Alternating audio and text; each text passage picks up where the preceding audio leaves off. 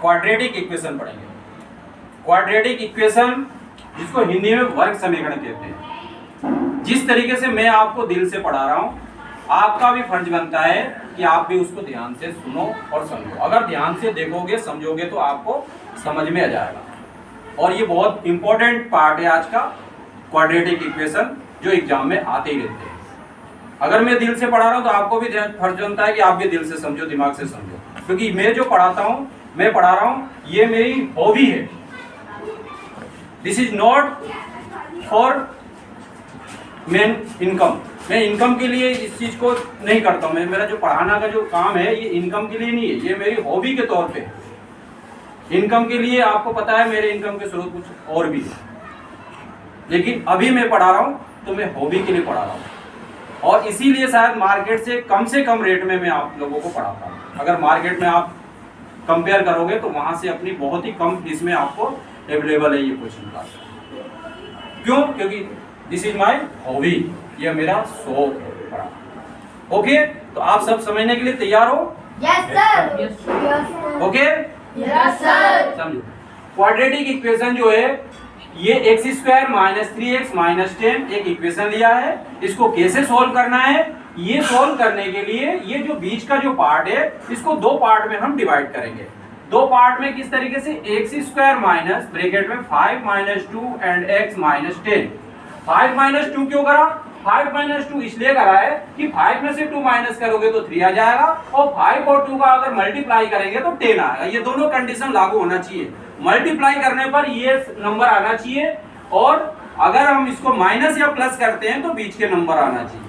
सबका ध्यान इधर ही होना चाहिए, इधर ध्यान देना। X square minus 5x bracket हटा रहे हैं तो ये प्लस का 2x माइनस 10। ध्यान विचलित मत करना, इधर ध्यान दो।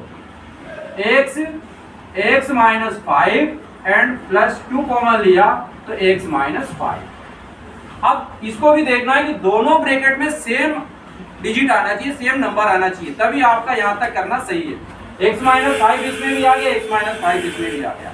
प्लस माइनस का भी डिफरेंस नहीं होना चाहिए, सेम आना चाहिए। x माइनस 5 दोनों में आ गया तो ये x माइनस 5 लिख देंगे, और दूसरे ब्रैकेट में x प्लस 2 लिख देंगे। इसको इक्वल 0 ले लेंगे क्योंकि x का वैल्यू फाइंड करना आपको। अब अलग अलग कर लो, x minus 5 equal 0 and x plus 2 equal to 0। फिर x इक्वल टू ये 5 हो गया, और x इक्वल टू ये प्लस का है तो उधर राइट साइड गया तो ये माइनस का 2 आ गया। ये क्या कहलाएंगे आपके? ये रूट्स कहलाते हैं, जो हम रूट फाइंड करना चाह रहे हैं, जिसको हिंदी में मूल बोलते हैं, मूल ज्ञात करना। तो ये रूट फाइंड हो गया, इसके रूट आ गया 5 एंड माइनस 2। कौन से मेथड से आई है? फ्रैक्शन मेथड से। कौन से मेथड से आया? फ्रैक्शन मेथड से, है ना। अब ये फ्रैक्शन मेथड से अगर आपको आ गया, अब ये फ्रैक्शन मेथड समझ में आ गया आपको? Yes sir. अब हम इसको अलग एक नया मेथड से सॉल्व करेंगे इसी इक्वेशन को। कोई नया इक्वेशन नहीं लेते हैं। X square minus 3x and minus 10। अब इसको फॉर्मूला मेथड से सॉल्व करेंगे। क्वाड्रेटिक फॉर्मूला जो होता है x equal minus b plus minus under root b square minus 4ac upon 2a, ये फॉर्मूला है। अब इसके लिए यहाँ से a इक्वल टू 1 है, जो एक्स स्क्वायर के मल्टीपल में रहेगा वो 1 के वो कहलाएगा, a कहलाएगा। वो जो x के मल्टीपल में रहेगा वो b का वैल्यू होता है, और जो बिना किसी मल्टीपल का है वो c इक्वल टू हो गया माइनस का 10। ये लास्ट के डिजिट जो है, अब ये वैल्यू को रखना है। b का वैल्यू है -3, तो माइनस अंदर और माइनस बाहर, ब्रैकेट के बाहर और ब्रैकेट के अंदर भी लिखना है। जब b का वैल्यू माइनस में आए तो ध्यान रखना है कि 2 बार माइनस लगाना है, एक ब्रैकेट के अंदर लगाना है और ब्रैकेट के बाहर भी लगाना है। Plus minus under root b square यानी -3 का स्क्वायर -4 इंटू a और c का वैल्यू माइनस का 10 अपॉन 2a।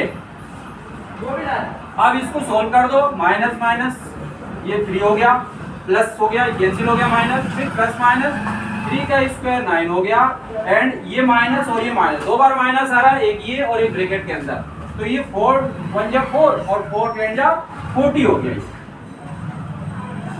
3 3 जा 9, ये प्लस, ये अब ये प्लस हो गया, 2 1 जा 2। अब ये 3 प्लस माइनस, इसका स्क्वायर रूट निकाल दें, पहले इसको प्लस कर लो, 49 अपॉन 2।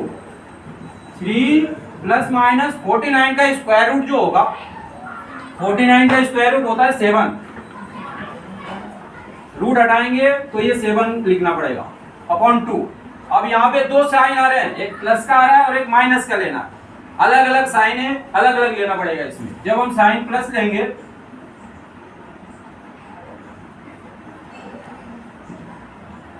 प्लस साइन लेंगे और एक बार माइनस साइन लेंगे, दोनों में x की वैल्यू अलग अलग आ जाएंगी। x इक्वल टू 3 प्लस लिया 7 अपॉन 2, ये 7 और 3 प्लस हो गया 10 अपॉन 2। 10 कितनी बार में कट गया ये? x इक्वल टू कितना आ गया अजय? 5। अब यहाँ पे माइनस साइन लेंगे, x equal to 3 minus 7 upon 2। यहाँ पे माइनस करेंगे, क्योंकि बड़ी संख्या जो है माइनस में है तो ये माइनस का 4 आएगा अपॉन 2।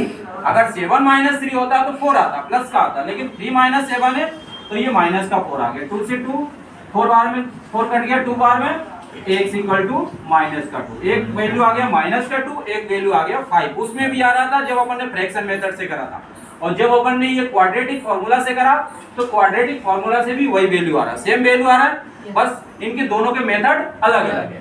तो ये मुझे उम्मीद है कि आपको समझ में आ गया होगा कि किस तरीके से हम कोई से भी इक्वेशन सोल्व करते हैं, ये क्वाड्रेटिक इक्वेशन को किस तरीके से सोल्व करते हैं। इसके बाद ये दोनों समझ में आ गया?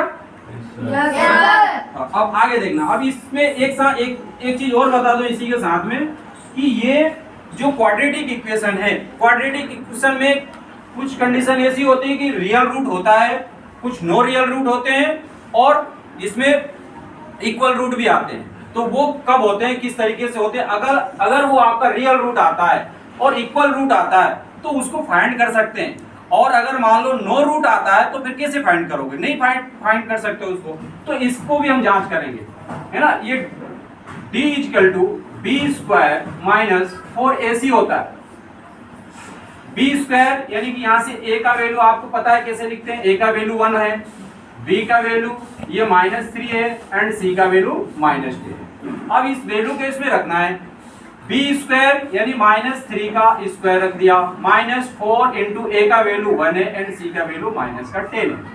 3 3 जा 9 हो गया, और इसको अगर हम प्लस करेंगे 4 1 जा 4 और 4 10 जा 40, 40 और 9 हो गया आपका 49। This is greater than 0। अगर प्लस में नंबर आता है तो 0 से ग्रेटर होता है। तो जब 0 से ग्रेटर होगा तो क्या होगा? ये रियल रूट कहलाएगा, रियल रूट। यानी कि जब आपका b square minus 4ac is greater 0 से अगर बड़ा है तो रियल रूट कहलाएगा। अगर b square minus 4ac equal 0, suppose यहाँ पे 0 आ गया, मान लो 40 माइनस 40 होता या 9 माइनस 9 होता तो कितना आता? 0 आता।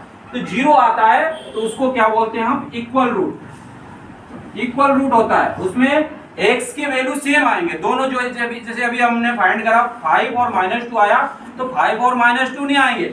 ऐसी कंडीशन में 5 5 आएगा या फिर -2 आएगा, दोनों x की वैल्यू दोनों ही सेम आएंगे। अगर तीसरी कंडीशन याद रखना है, b स्क्वायर माइनस 4ac अगर 0 से लेस देन 0 से छोटा हो तो फिर क्या कहलाएगा? ये नो रूट कहलाएगा, नो रूट। उसमें आपको ये रूट फाइंड करने की जरूरत नहीं है, फिर रूट फाइंड होगा ही नहीं, वो वहीं पे एंड हो जाएगा। जब 0 से छोटा हो। तो ये 3 कंडीशन होते हैं। Real root, greater and equal भी अपन लगा सकते हैं इसमें। Greater and equal b square minus 4ac, तो ये रियल रूट होता है। अगर b स्क्वायर माइनस 4ac का वैल्यू अगर 0 आ जाता है तो वो इक्वल रूट कहलाता है, और b square minus 4ac less than 0 आता है तो नो रूट होता है।